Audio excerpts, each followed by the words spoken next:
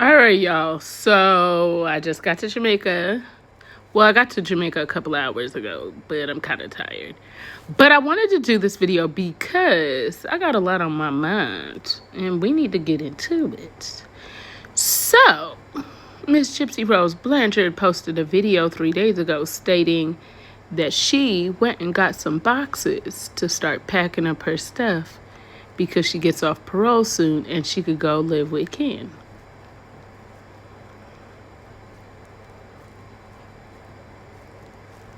What do y'all think?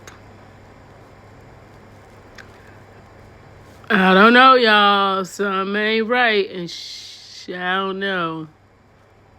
I don't know. I want y'all to watch this video. Let me know your thoughts. Also, I saw this clip from Lifetime, and I think it's a very interesting clip.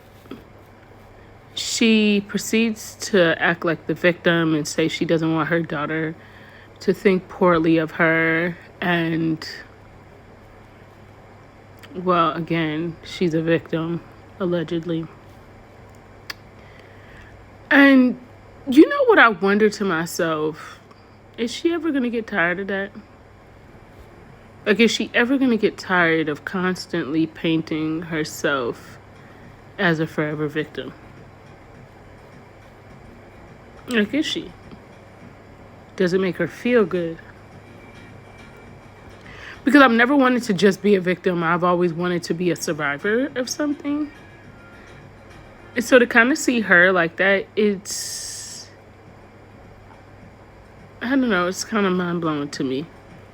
But what are y'all's thoughts? How do you feel? What do y'all think? Also, she thinks Ken is going to get her an engagement ring.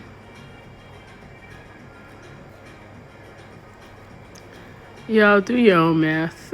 Look, I'm not here to be the mathematician, okay?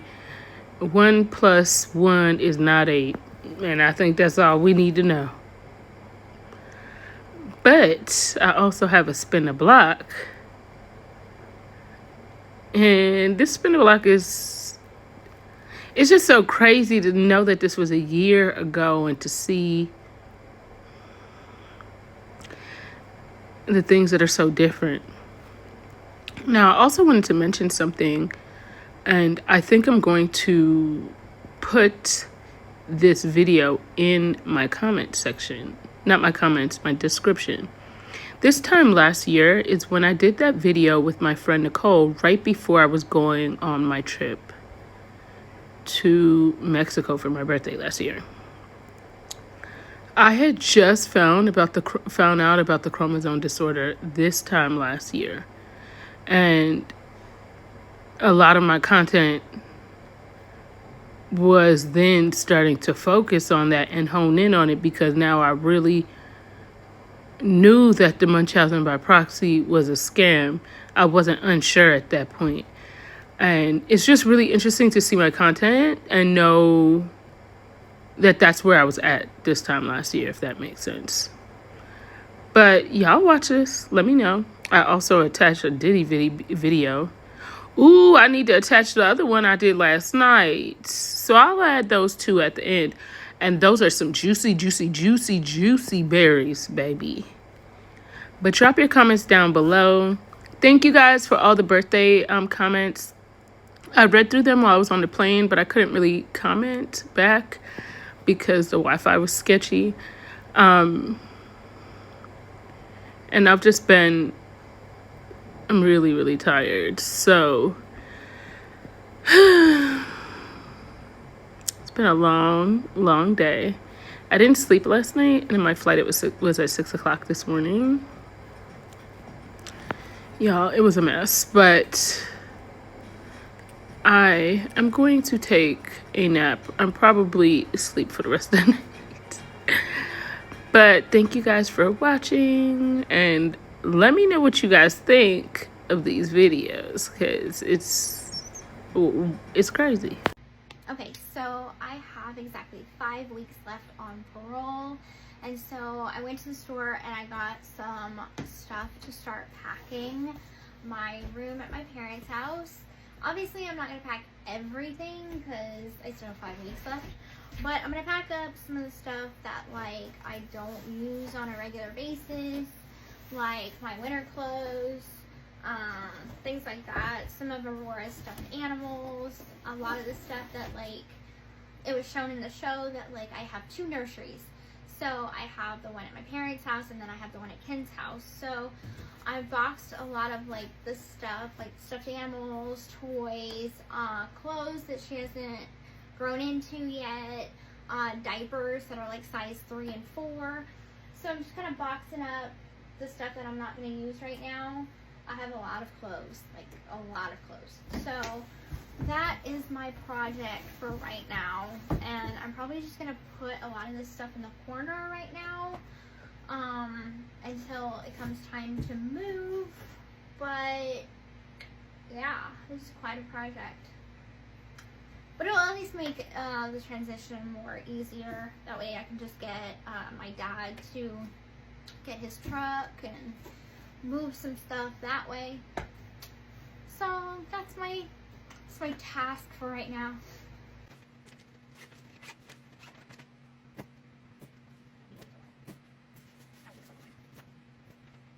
If anybody wanted to know what my closet looks like, this is it. Yeah, it's very messy. Hi there. How are you? Good, how's it going? Good.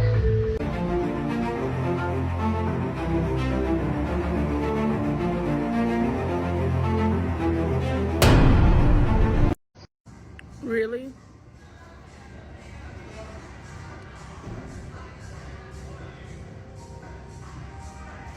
Stop playing with us. Okay, so the video is loading, but it's such a large file. It is taking a lot longer than I expected. So it's probably not going to be until 9 or 9:15 that this video will be up. I want to let you guys know, so just hang in there. I promise you I'll get it up tonight. All right, bye-bye. Hey friends, I don't know if you guys know, but I posted a video on YT yesterday. I'm explaining exactly what was going on with this whole situation, and I really kind of was able to prove how this was all a sham. I would love for you guys to all check out the YouTube, and you guys can drop down below what it is. I don't really want to say it on here because for some reason they blocked those videos, but you guys go check it out. Everybody repost this, stitch this, all of that, because everybody needs to see that YouTube video. It is very imperative. Hey Bree, hola from Cancun. I heard you called for me, so I definitely decided to arrive.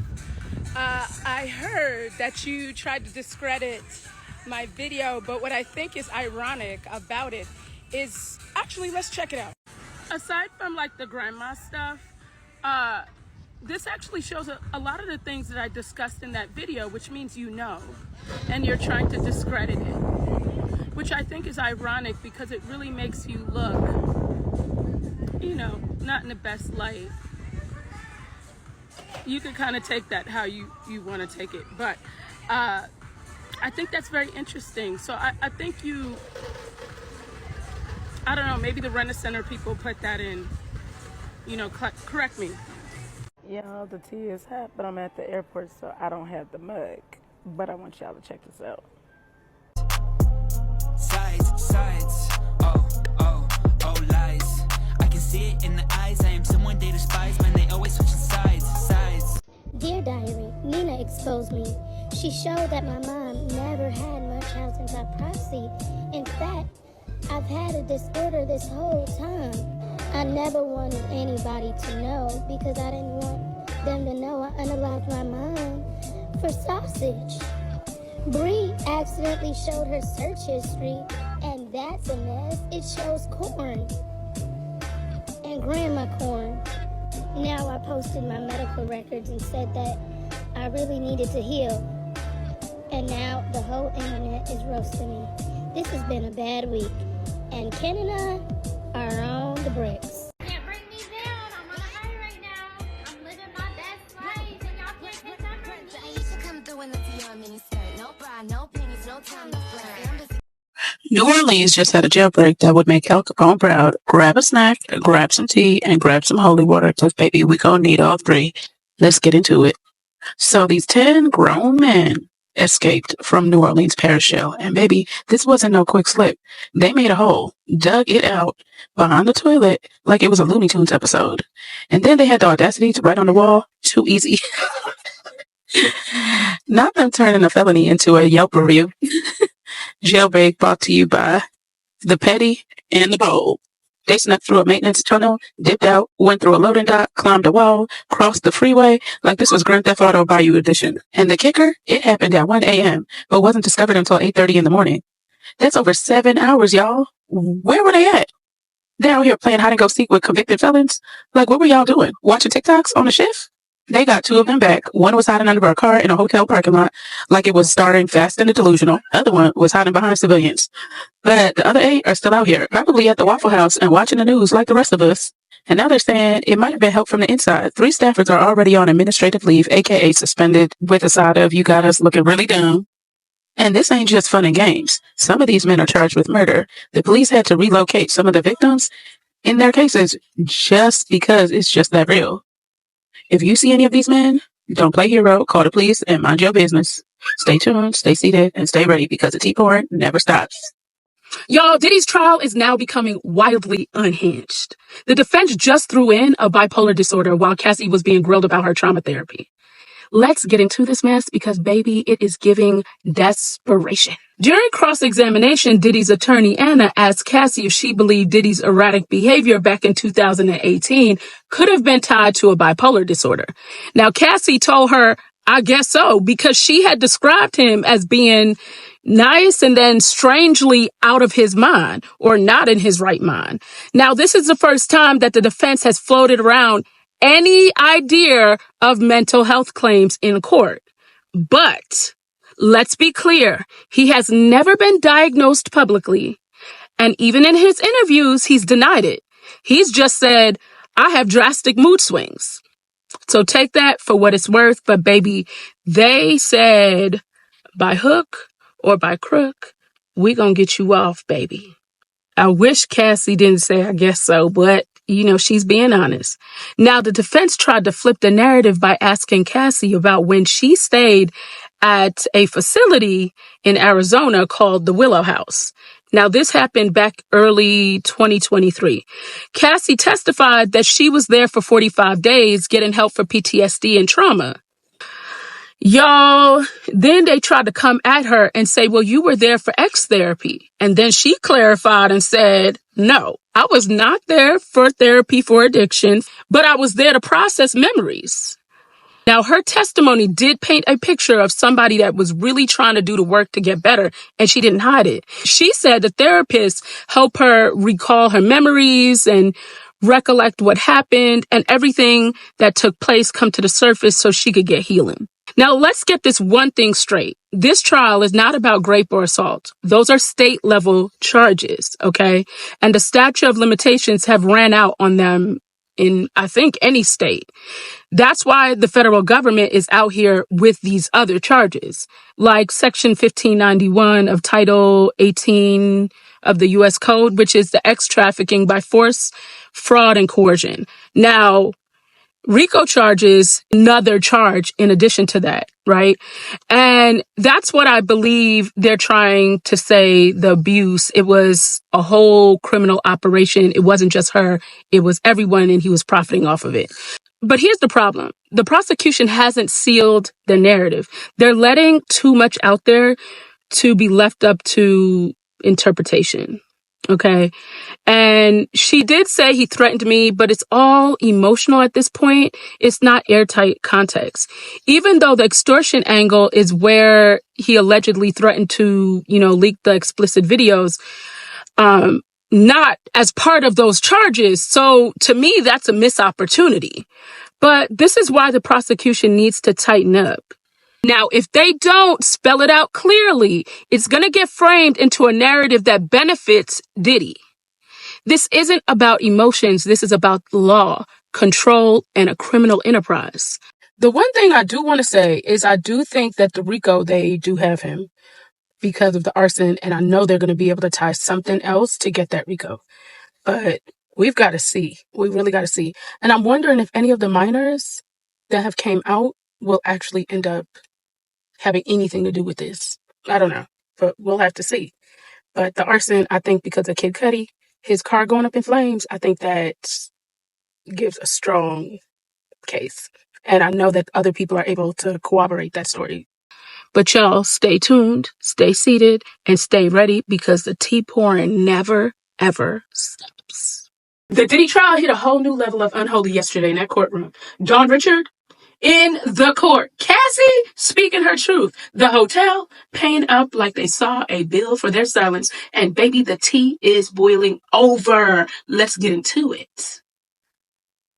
So boom. Dawn Richard. Yes, that Dawn Richard from Dainty Kane got up on a stand and basically said, I saw it. All of it. She testified she witnessed Diddy physically assaulting Cassie back in 2009. He wasn't throwing shade. He was allegedly swinging a skillet, a whole pan. Real life Looney Tunes. Dawn said she was scared and Diddy was pressuring everyone around him to stay hush-hush. This is huge because the defense has been acting like nobody ever saw anything. Well, now somebody did. So now what they gonna say? Remember the viral hotel footage of Diddy chasing Cassie? The Intercontinental Hotel? Girl, here's 10 million. Please don't sue us into dust. Cassie testified she was forced to smile, lie, and keep it cute after the attack. Like the trauma didn't happen. But that camera said otherwise. This ain't just a payout. It's a rare moment of accountability from a place that should have never let it happen on their watch. Cassie revealed that Diddy was running psychological ops on her. He allegedly forced her into ex-parties called freak-offs with male escorts while he was recording. Then, when she tried to reclaim her power, he allegedly threatened to release those tapes unless she did another one. That's not freaky. That's criminal. It's manipulation, coercion, and blackmail. And while we at it, it's not just criminal charges. It fits that federal RICO narrative, and that is important. So I think they scored this week. After pouring out her trauma, Cassie made a public statement, and honestly, it was really sweet. And it was to survivors everywhere, and she was in tears, and she called it challenging, empowering, and healing. She thanked her husband, Alex, for standing by her side, and she made it very clear that this wasn't just about Diddy. It was about reclaiming her voice, her power, and her story. Whew. That's the type of strength they don't teach. Now, out of nowhere, Diddy's lawyers tried to allege his behavior was tied to bipolar disorder. Yes, bipolar disorder. Cassie responded like, I guess, but didn't really confirm anything. Diddy himself has publicly said he is not bipolar, he's just moody. So now the courtroom is confused like, sir, which one is it? It's giving let's spin a narrative and hope for sympathy. Nah, sir, you're a whole villain out here. Now the defense tried to weaponize a text Cassie sent while she was with Diddy. And basically they're saying she wrote, I'm lost without you. But let's be clear, trauma bonding is real. Survivors often reach out to their abusers. That's normal. That doesn't negate the abuse. It proves how deep the control was. This ain't romance. It's psychological warfare. And they need to be very clear on that. And anyone who lived that knows exactly what that text means. This ain't just about Diddy. This isn't just tabloid gossip. Diddy is facing serious federal charges. Like life in prison. Serious. He's being hit with ex-trafficking and RICO because the feds say this wasn't random. It was an organized crime. The jets, the staff, the security, they say it was all a part of the operation. So it is more people, and the feds don't play. If they're in it, they're aiming to win.